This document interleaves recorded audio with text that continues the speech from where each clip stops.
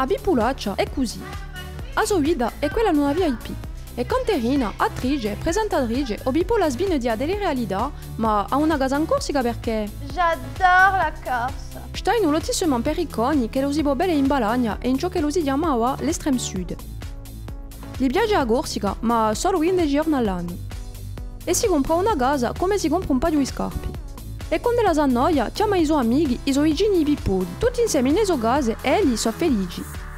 E si può vedere anche in magazzini. J'adore la Corse. Quando la passa in una stampa corsa e per dire... Les Corses sont géniaux. Perché... Oh, ils sont tellement authentiques. È sempre stata ricevuta bene e anche cittadina all'onore di Agida. E ci face anche bene i suoi amici. Allô? J'ai trouvé un terrain constructible pour toi. T'en fais pas, je connais le maire. Ah oui, un entrepreneur corse, authentique. Ma ora per ora, quando la casa di Clavier è stata occupata, bisca perché il suo amico un'amica riuscita a costruisce.